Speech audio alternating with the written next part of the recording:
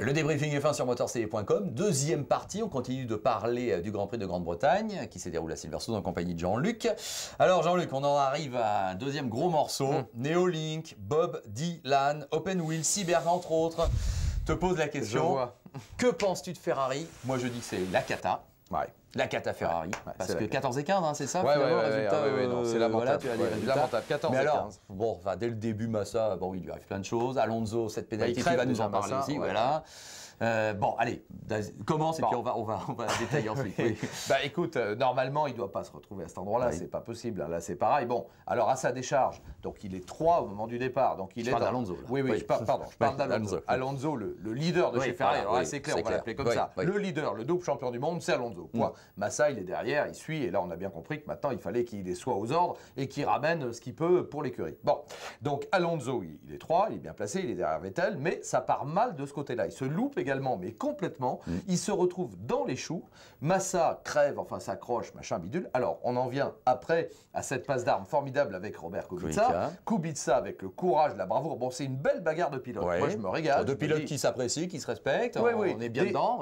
Des braves, des pilotes braves, courageux. Il n'y a pas d'embrouille, il n'y a pas d'arnaque. On le sent quand même. On le voit, on a l'habitude. Il n'y a pas de petits coups en douce. Bon, à un moment, effectivement, Kubica ne veut pas céder. Donc, il envoie quelque part Alonso de l'autre côté. Il lui dit, là, il y a de la place, mais c'est pour moi. Hein. Donc, toi, si tu veux rester, tu passes là. Donc, il court-circuite la chicane, il se retrouve devant. Alors là, je peux te dire que le règlement, il est hyper simple, et moi aussi, en direct sur RMC, je réagis tout de suite, je dis, il doit lui laisser sa place. On est d'accord, on n'avait pas encore parlé, mais je suis d'accord avec toi. Le règlement est très clair. Quand tu as une embrouille comme ça, c'est dans toutes les disciplines dans le monde entier. On en diffuse 10 par semaine, et c'est comme ça. Tu rends la place que tu as indûment, même si Kubica ne lui a pas laissé le choix, et que c'est lui qui, quelque part, l'a envoyé dehors, bon, tu rends la place parce que tu ne l'as pas obtenu sur la piste. Bon, c'est terminé. Et le collège des commissaires se réunit et rend la sanction, drive-through. Donc il perd beaucoup plus. Alors en plus, il n'a pas de chance parce qu'il y a le safety car. Donc sa pénalité, il est obligé de l'effectuer après. Là aussi, le règlement est très clair. Tu ne vas pas faire la pénalité. Et encore, il le fait quand en fait le restart est donné. Il s'en sort pas. Ça aurait même pu être pire. Mais de toute manière, il perd toutes les places. Il repart dernier puisque tout le monde est rassemblé derrière le safety car. Alors il n'y a personne chez Ferrari qui est capable de lui dire tu rends ta place si lui-même ne le sait pas. Ce qui est déjà absolument incroyable. J'en reviens là aussi dans de grandes équipes comme celle-là. Comment peut-on ne pas connaître le règlement qui là pour le coup est très simple. Alors là, si des fois, et d'ailleurs on a vu que le safety car, si tu le permets, lâchement simple. Comme aux USA, moi j'en reviens, je suis désolé, on n'invente rien. On sort devant le leader, on rassemble tout le monde, on laisse éventuellement passer ce qui était le cas, il y avait une monoplace à un tour.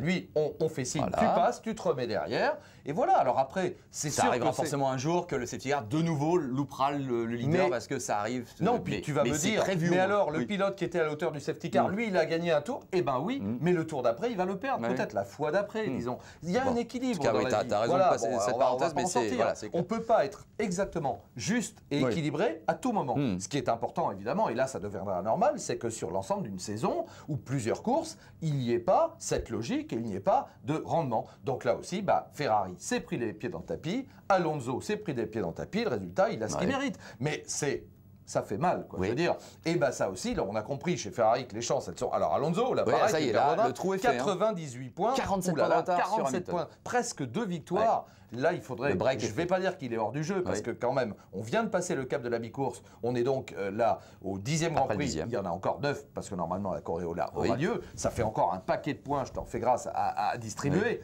Mais quand même. Comment tu sais pas 9 x 25 comme ça tout de suite de tête, là maintenant je vais me ridiculiser. Et puis alors on parlait des communications radio avec Weber, pas mal aussi celle d'Alonso. Ne me parlez plus. Il dit ça, Alonso. Hein. Ne me parlez plus à la radio. On s'était déjà payé la tête, il n'y a pas d'autre mot, payé la tête de l'ingénieur de Massa qui, quand il était en pleine bourre, en pleine défense et qu'il faisait tout ce qu'il pouvait pour... Bon, ce serait bien que tu attaques maintenant pour ramarrer le groupe devant. Non mais qui se taise, et je reste poli. Dans ces cas-là, quand on n'a rien à dire, donc je crois qu'effectivement, fournir au pilote une vision globale de la course qu'il n'a pas. Les autres sont devant à ils ont tel rythme, toi tu as tel rythme, t'es bien, t'es dans le rythme des meilleurs, etc. Ou un petit coup au moral, vas-y, on y croit, comme on a dit à Vettel à un moment, il était au chou, loin, avant le safety car, il n'avait aucune chance, mais le gars lui dit, vas-y, attaque, tu vas voir, ça finira par payer. finalement, il a raison. Ouais, avec l'intervention du safety car, le pilote, il a un coup de mou, puis eux, ils le sentent. Hein. Ils ont tous les secteurs, toutes les accélérations, ils le sentent bien. Il se dit non, ça y est, il est plus à 110%, il est à 98%. Donc, il faut leur donner. Là, oui, mais sinon, c'est ridicule. Enfin, voilà. Bon. Ouvrons le débat sur Mercedes, pardon. C'est pas de la télé-réalité, c'est ce que j'allais dire. Là, c'est de la vraie vie, c'est de la vraie course, on s'en fout de la communication. Voilà. Mercedes, Rosberg 3, très bien, bravo, podium. Schumacher, donc 9, c'est bien ça, Schumacher 9. Moi, j'avoue que Schumacher m'a énervé, là. Vettel, il trouve le moyen de passer Vettel. Je comprends pas. Parce que, écoute, Sutil a prouvé qu'on pouvait résister de manière, me semble-t-il, plutôt clean à un pilote plus rapide que soi. Hein, donc, je parle par rapport à Vettel. Mais Schumacher trouve encore le moyen d'emmener Vettel. Ça m'a un peu énervé. Oui, pas élégant. C'est toujours comme ça avec lui. Et puis bon, cela étant, je pense qu'il est le premier déçu de son résultat comptable, qui est pas bon. Attends, là, ça y est, je me suis retenu. Alors, vas-y, dis-le, parce que Statistic Man veut ton avis sur Schumacher. Maintenant, je vais envoyer la soudure. Je l'ai défendu. Jusque-là, je sais que je vais peut-être me faire incendier par les choumistes, mais là, le constat est là. Non, il n'y est pas. Il n'y est pas, il n'y est plus, et là, moi, j'y crois plus. Voilà, je le dis.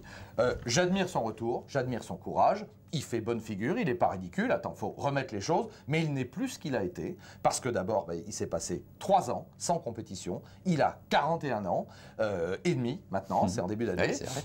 Il n'est plus le Kaiser respecté, c'est-à-dire qu'on ne se couche plus devant lui. Quand ses adversaires sont là, même les plus jeunes, les Alguersuari, les Buemi, les qui tu veux, au contraire, les Petrov, passe d'armes avec Schumacher, et on le domine, on est encore plus motivé. Et puis là, c'est pareil, c'est un manque de lucidité. Moi, j'allais dire, il se bat comme un rookie qui tient sa place comme un chien. Quand on est 7 fois champion du monde, quand on a le palmarès qu'il a 91 victoires en Grand Prix, on est lucide, on dit bon ok, t'es plus rapide que moi, je te fais pas de crasse. Alors je crois que c'est les mauvais côtés du Schumacher qui ressortent, et là ça me fait pas rigoler. Là je pense que, tu sais, il y a des contacts avec Raikkonen, on peut en parler, on sait pas où, mais il paraît que les 3 plus belles équipes, je te laisse mettre un nom, les 3 plus belles équipes du championnat ont contacté le manager de Raikkonen pour qu'éventuellement il soit capable de revenir. Donc on verra. Tiens, et en parlant des baquets, Denis Bourrier, notre ami Denis, qu'on salue, qui te pose la question parce que l'étau aussi semble se resserrer chez Renault autour de Vitaly Petrov. Oui, qu'en penses-tu? Est-ce que ce serait judicieux, souhaitable, normal ou injuste? Qu'est-ce que tu en penses? Quand on a les ambitions qu'a l'équipe Renault, légitime, quand on a le niveau de performance de Kubica, qui est une magnifique référence, qui est un pilote, on l'a dit, talentueux, brave, courageux, capable de rassembler une équipe en perdition, et alors qu'elle était avec Alonso, une équipe en perdition, de la remettre derrière lui, avec management d'Éric Boulier, on ne va pas citer tout le monde, mais non, la mayonnaise prend. Alors Petrov, au début, il a été très bien. Là, maintenant, il régule complètement. Et j'ai tendance à penser qu'effectivement, il n'y est pas. Il n'y est pas complètement. Un Kobayashi, je reprends cet exemple, qui est dans le même cas. Parce que Kobayashi a fait 3 Grands Prix fin 2009, mais il est pareil. Kobayashi fait nettement mieux. Là, je suis désolé. Il est encore dans les 6e. Extraordinaire. Maintenant que l'auto marche, il est là, il est solide, il est constant. On ne parle pas de lui, ou alors que en bien. Kobayashi est nettement meilleur que Petrov. Alors, comme l'équipe Renault a des ambitions, eh bien, il est logique qu'à ce moment-là, on se dise, est-ce qu'on pourrait attirer dans nos filets, parce qu'on a justement du matériel à faire valoir et des résultats, un pilote d'un calibre nettement meilleur. Voilà, c'est logique. Bon, la question en tout cas donc est posée, tu nous le confirmes.